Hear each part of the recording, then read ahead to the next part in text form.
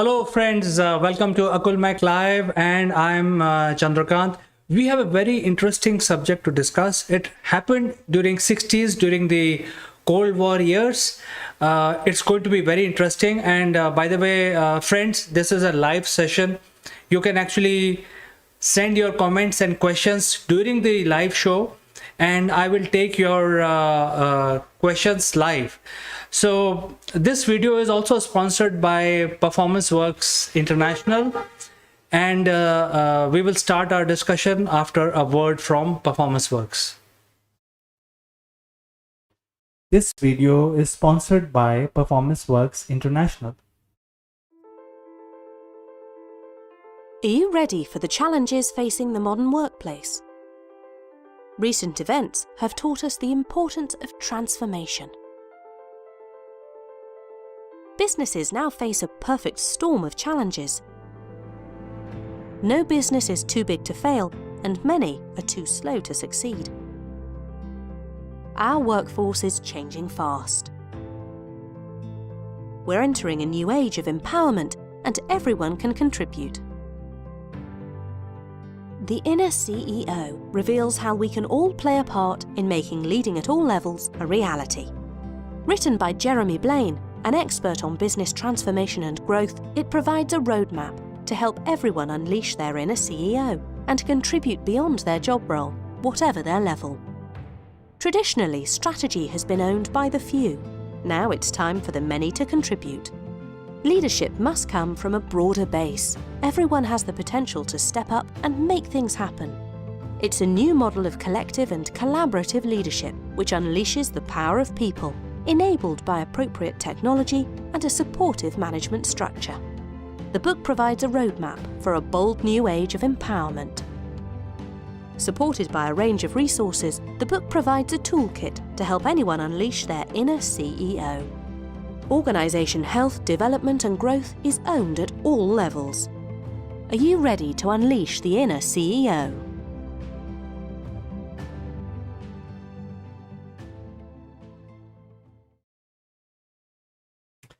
Well, Inner CEO, what an interesting subject. You can book your copy by clicking on the description, the link in the description. But now let's start with our discussion, which is the key point here. There is a nuclear device which is lost in Himalayas, and that could harm India. So let me actually take you back in 60s during the peak of the Cold War, where there were two clear blocks. One was the West and other was the communist bloc, and China as a country was one of the emerging countries. They had conducted their nuclear test, and the CIA of United States wanted to have a listening device. Given the fact that they had very primitive technology in 60s, they wanted to have a listening device put somewhere closer to the enemy. And at that point in time, they allegedly approached India, and India actually agreed to put a listening device. A huge survey was conducted where this listening device can be, put in India. And fortunately, India was also having a huge mountain range called Himalayas, and as we know that Himalayas are also known as roof of the world. So there is no better place to put a listening device at the highest point. And it was decided after a lot of survey that a mountain which is the second highest in Indian part of Himalaya, called Nanda Devi, was selected, and it is an ideal place. It has a best view over China, and they can listen to what Chinese are up to. Now they want to also keep it very covert operation, and this was also happening during the height of the Cold War, where nearly as jokingly people say that half of the world was spying on other half. So there was everybody watching everybody else, and therefore there was a listening device required, so that people can find out what China is up to. And they were actually at that point in time, China had started to flex their muscle as well after defeating India in 1962. So India agreed to be partners with the United States, and the problem is that this particular point, which was chosen to put their listening device, there were two challenges. One was somebody has to take it there and install it. And in those days, they did not had the technology of satellites and reconnaissance spy planes, etc. And they wanted to keep a tower with a listening device, with a very high power listening device over there. So there were two problems. One was the problem of powering it, and second was taking it there and installing it. And none of the CIA guys knew how to climb mountains. And that was a problem. And that is when the CIA went ahead on a almost like a Hollywood style recruitment program, where they recruited world best mountaineers. And in the end, a team of 18 people were selected. 14 were the global, the global mountaineers, global fame. They had climbed many mountains, and 4 from India.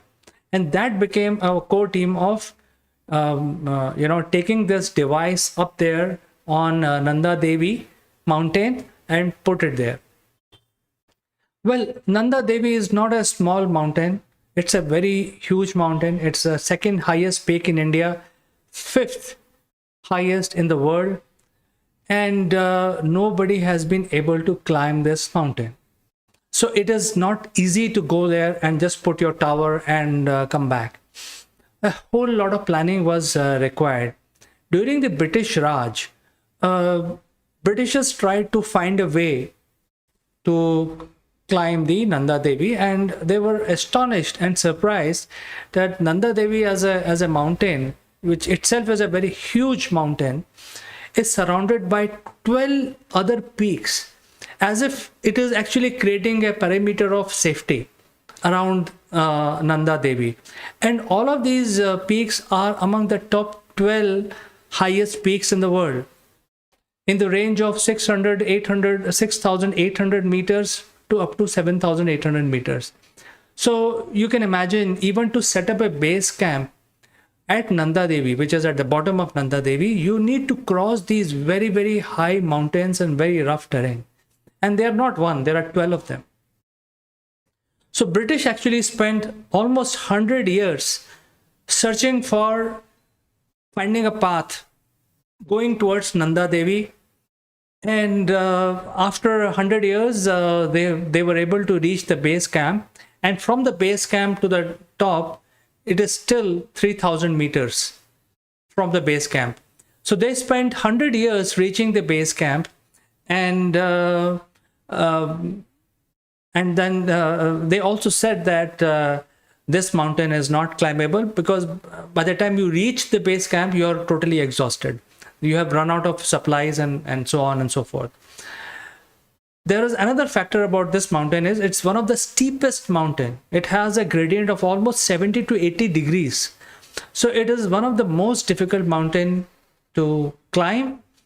And no wonder nobody has been able to climb till date. It's very, very tough. So let's come back to our main topic about the second problem. Second problem was about giving power. Now you cannot, you have decided to take your listening device on the top of Nanda Devi, but how do you power it? And in those days, in 1965, the best technology available was the nuclear power.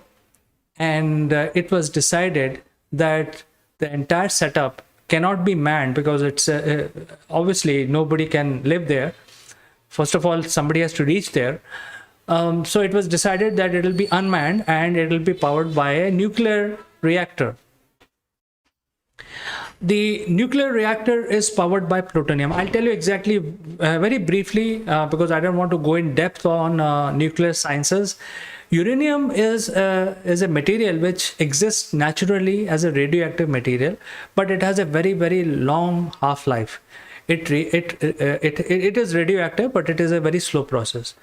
And that is why uranium as it is cannot function in a nuclear reactor or in a nuclear weapon. Therefore, plutonium is an artificially created material, but it is unstable. Unlike uranium, which is stable in nature, plutonium is created inside the nuclear reactor and it is unstable. And therefore, since it is unstable, it's very, very highly radioactive. That means it decays very quickly. And that is why plutonium is used for creating fission reactors and also in nuclear weapons. So before I start on this, there is the few chat messages. I want to show the chat. It's from Mr. Syed Hussain, and he's liking what I'm telling. So thank you so much. You say that it's interesting fact. So thank you so much. If you have a question, Syed, please do not hesitate to ask also. So moving on, plutonium is generated inside the nuclear reactor, and this is the material which is very highly radioactive and is used for generating power. So in those days, a very high, a small nuclear reactor was created using plutonium, and 5 kgs of plutonium was put in that. The entire apparatus, which had to be carried through India, first bringing the entire apparatus to India was not a problem. You can bring it, and from India it has to be carried manually to Nanda Devi base camp, and from there it has to be carried and installed at the top, at the peak of Nanda Devi. That was the plan. The whole apparatus weighed about 60 kgs. So, and a covert, because it was a spy mission, a covert, a climate was also created. Some fake stories were planted so that the Sherpas who were involved in this project do not get to know what is going on, and the mountaineering team did not had any experience or exposure of handling the nuclear reactor or even plutonium. So what the CIA did, they did actually a crash course of some of these mountaineering people who they felt are trustworthy. They were immediately given a crash course, what they are supposed to do, and 18-member team decided to go on top of Nanda Devi and put it there. But no, all of them did not knew about what had to be done. Only very few people in the team were trained about this, setting up the whole apparatus at the top of Nanda Devi.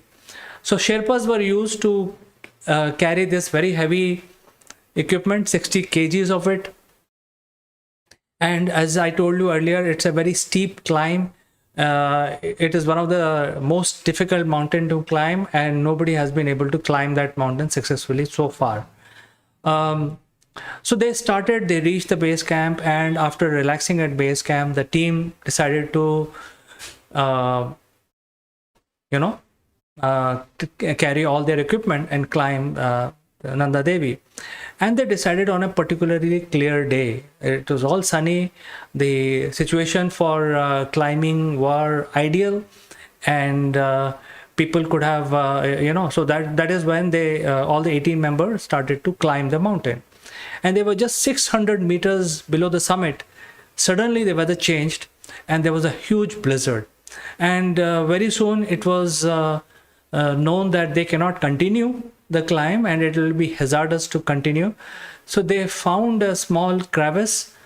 It was becoming very difficult for the team to manage all this heavy weight they were carrying with them.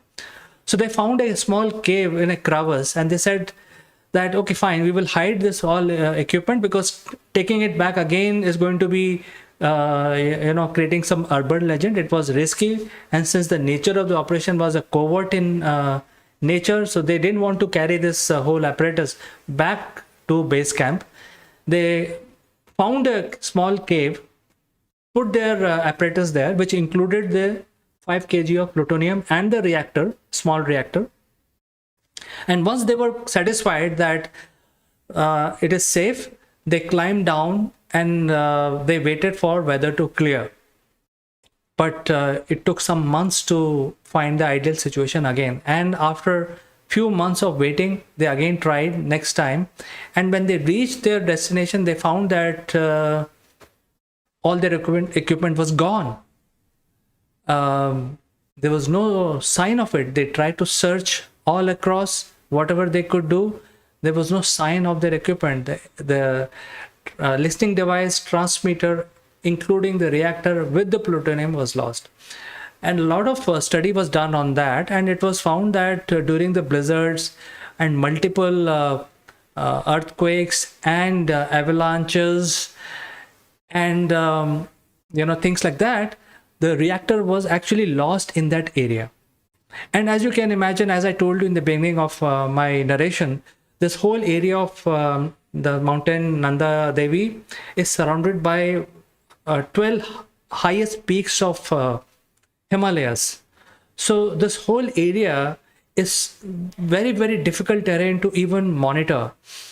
And this reactor is lost somewhere in this area. And a lot of people know about it. In fact, the locals in that area in the north part of India, where the mountains, and we have been seeing a lot of landslides lately, a lot of fatalities. We have coined a word called Himalayan tsunamis. Whenever there is a flood in this part of the world, we call it Himalayan tsunami, because there is so much of water crashing down and creates a flood. So the local people who are living in this area, they started making a sort of a legend, saying that all these things are happening because this reactor is still active and it is heating up the ice, and because of that the all these catastrophes are happening. Well, it's this is just urban legend. We have a normal weather change. I think it's not because of the reactor. That I think enough studies have been done why these landslides are happening. There are proper reasons given after studying. Nevertheless, the point is that CIA, United States, lost a nuclear reactor in this part of the world. And what if right now it is lost, we don't know where this reactor is, it has 5 kgs of plutonium, and what if it appears and start to heat up? Because plutonium is a very highly radioactive material. If it starts to heat up, then it will melt a lot of water. And as you can imagine, the most populous river basin is the Ganga river basin. Nearly 600 million people resides in this basin with numerous rivers. And even a couple of rivers increase their flow by a certain percentage. That increase of water flow in Ganga will create havoc in the plains.